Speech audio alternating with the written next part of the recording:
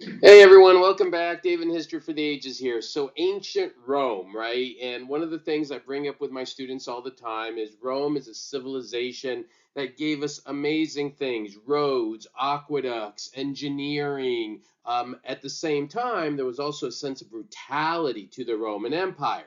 And so the question, and I'd love you all to chime in as you watch this, is what do you think? Do you think overall that Rome gave us more positive things or negative things in terms of history? And so I'm going to kind of give both sides of this. I'm going to start with all the positive examples of things that I think are objectively good that Rome gave, and then those that are negative. And I'd love to hear what you all think as you watch this lecture and you go through it all, right? As you watch this video. So it should be fun and interesting.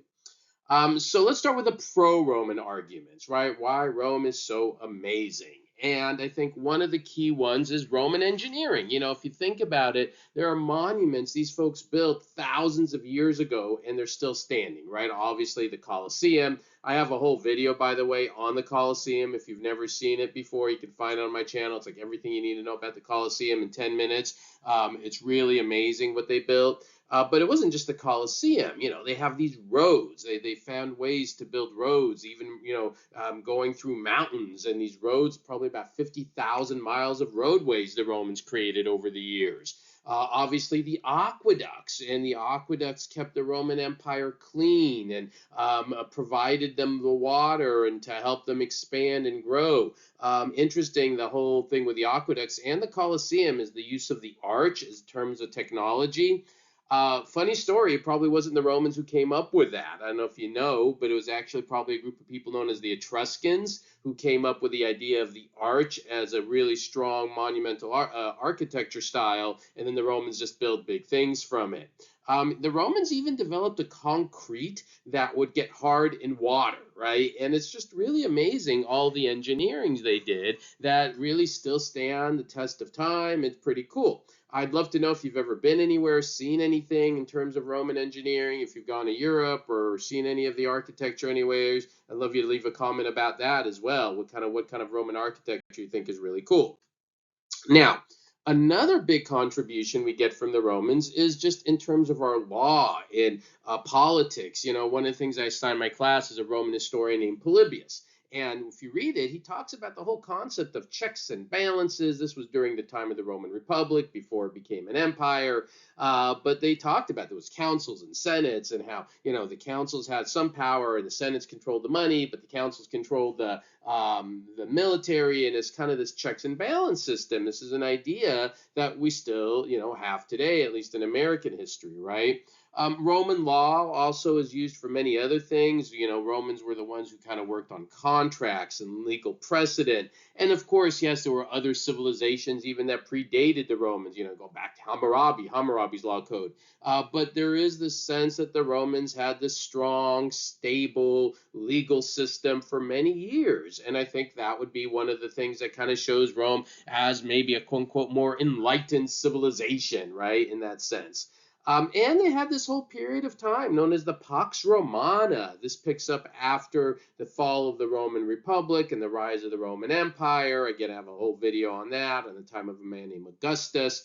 And you get this Pax Romana, Roman peace. It's about a 200-year period of great stability in Rome. Now, what I tell my students, of course, it's not a Roman peace for everybody, right? If you're Jewish or you're Christian, and when we get to the other side of this, we're going to talk about this, it was not such a great civilization for you, right? Especially during the quote unquote Pax Romana.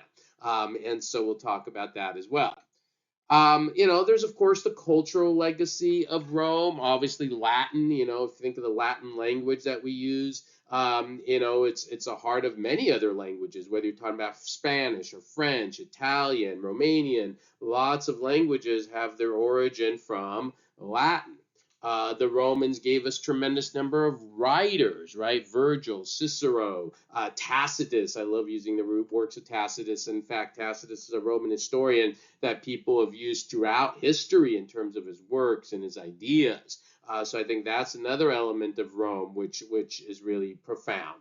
And Roman cities, actually a lot of people don't know this, but the models of Roman cities, here you're looking at image of the Forum area, but the model of the Roman cities was used by many other European cities down the line in terms of how to build an effective city.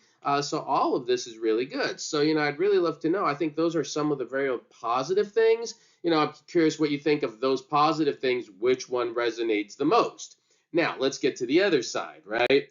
And this is kind of what I call the anti-Roman arguments, right? Obviously, they conquested, and Rome conquered a lot of land. Rome started as a tiny little dot on the map on a place called Palatine Hill in Rome, but eventually really spread. And one of the conflicts they had are these Punic Wars against a civilization in North Africa. If you could look on this map here, there's a place called Carthage in North Africa.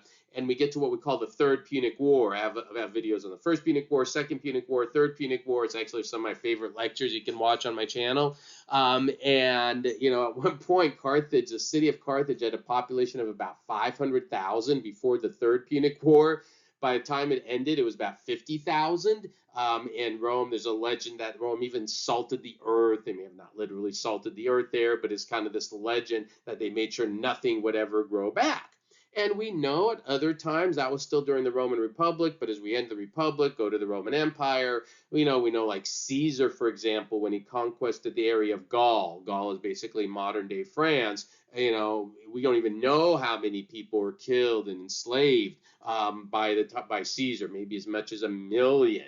And then when you get to the Roman Empire, you have incredibly brutal emperors. One of the lectures I talk about is the Roman Emperor Hadrian. And Hadrian, I think, was one of the first people in history to commit a genocide against the Jewish people. I have a whole lecture on this where he didn't just massacre the Jewish people. He renamed the land from Israel to Palestine. He outlawed circumcision. He did all of these things to try to destroy the Jewish identity in Judea and Israel in a very, very brutal way. So I definitely think the way the Romans conquered and treated people is one of their biggest negatives, right? That is part of Roman legacy as well.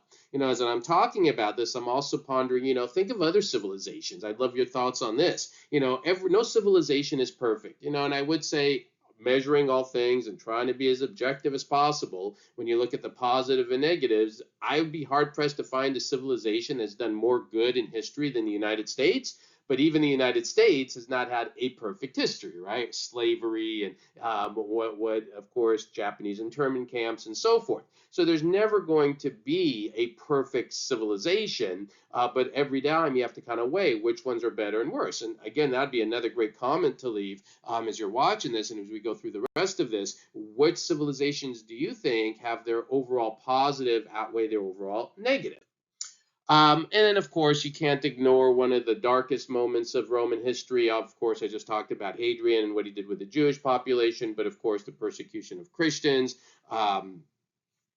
Slavery as well was a big part of Rome, during the Roman Republic. The story of Spartacus. At one point, the Romans crucified 6,000 Spartan slaves of Spartacus during the rebellion, and they crucified them and left their bodies up.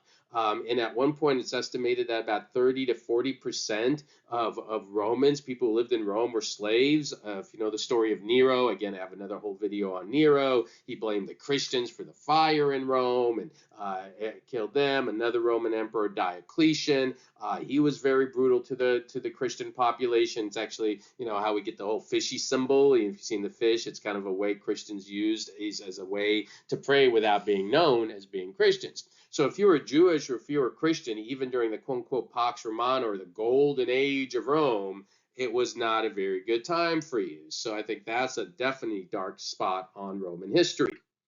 And even what they did for entertainment, I cover this too in my students in class. I mean, their form of entertainment was watching human beings kill each other. Or animals killing people, right? The gladiator games, there were accounts of even in one day, like 5,000 animals would be killed in a day. And there were Roman emperors who were especially brutal, like Caligula, who's had this kind of reputation of being this horrid guy. And so there was extreme violence even in their form of entertainment. So again, you can kind of see the things that Rome did that I think made them flourish and things that were incredibly brutal in their history. So what do you all think, right? I'd love to hear some thoughts and comments on this video. Overall, how would you weigh Rome, positive, negative, and just also other civilizations, right? What do you think about that? So I have several more videos you can watch on Rome and other topics, on my channel. Hope you watch those as well. Hope you found that interesting. Thank you. Please remember, like, share, leave comments, all that good stuff. And thank you for watching. Everyone have a great day.